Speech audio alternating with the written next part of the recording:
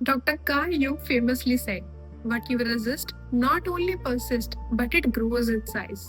Well, आपने कभी ना कभी नोटिस किया होगा कि आप जिस चीज को भी इग्नोर करने की कोशिश करते हो, just like your fears, thoughts, emotions, वो उतना ही ज्यादा आपको परेशान करने लगते हैं and it's like running from your own shadow. हम सब उन चीजों को अवॉइड करने की कोशिश करते हैं जो चीजें हमें तकलीफ देती है, जैसे कि fear of failure, painful memories, the difficult truth that we are not ready to hear yet, the anger, guilt, and grief that we have been taking all along. Also, we sometimes try to avoid our deepest desires and goals. But here's the thing. Avoidance से कोई भी pen खत्म नहीं होता है, it just बरीज it जब तक वो और ज्यादा ग्रो ना हो जाए या फिर जब तक वो और ज्यादा लाउड और हेवी ना हो जाए। There was a time when I used to avoid my past traumas, my mistakes, the guilts, my goals, and all the things that used to make me very uncomfortable. Well, what happened to me? Severe panic disorder, panic attacks, anxiety, stress, and whatnot. But then I decided to face everything, every single thing that used to make me afraid. And let me tell you how I did it. See, emotions ignore करने से vanish नहीं होता है. They just go deeper. And we resist our emotions in ways like procrastination, overthinking, complaining and blaming others, and also distracting ourselves continuously. All these things create a loop जिसमें हम stuck हो जाते हैं. Here are some tools and solutions that I figured out for myself. So the first step is to write it out. आपको जो भी चीजें problem कर रही है या फिर जिन चीजों से भी आप भाग रहे हो बहुत टाइम से, उन सब चीजों को एक जगह पे लिख लो और उन चीजों के बारे में लिखना स्टार्ट करो। और किसी भी थॉट को या फिर किसी भी इमोशन को रोको मत, उसको बस नेचुरली फ्लो होने दो।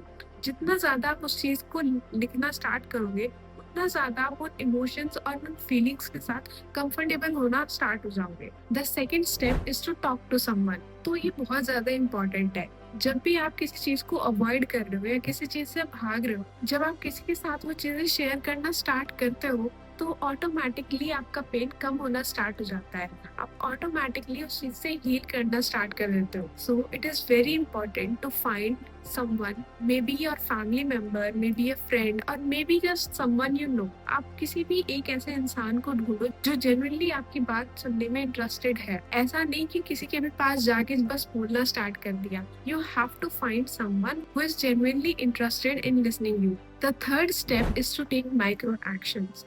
तो जब हम ऐसे स्टेट में फंसे होते हैं ना, जब हम एक ऐसे लूप में फंस जाते हैं, तो इट इज वेरी इंपॉर्टेंट कि हम कुछ एक्शंस लें।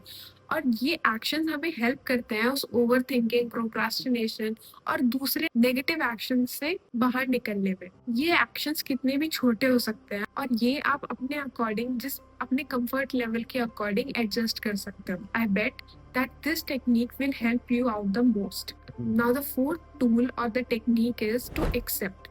जब भी आप ऐसी चीजों को सफर कर रहे हो, जब भी आप किसी चीज से भाग रहे हो, कंसिस्टेंटली किसी चीज से बहुत ज्यादा परेशान हो, it is very important to accept the feeling. अगर आप उस चीज को एक्सेप्ट नहीं करोगे ना, वो और ज्यादा आपको परेशान करने लगेगी, वो और ज्यादा आपके पीछे आएगी और आपको बार बार याद दिलाएगी। तो इससे अच्छा है कि आप उस चीज को एक्नॉलेज करो।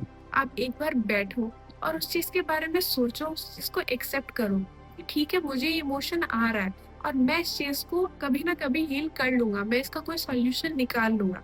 उस चीज से भागो मत, उस चीज से अपने आप को डिस्ट्रैक्ट मत करो। इट इज वेरी सिंपल कि बस आपको उस चीज के बारे में सोचना, ये सोचना है कि I accept it the way it is. And the fifth step, which is the final step, is about do something healing. And by healing, I mean to spend time with yourself in the right way possible.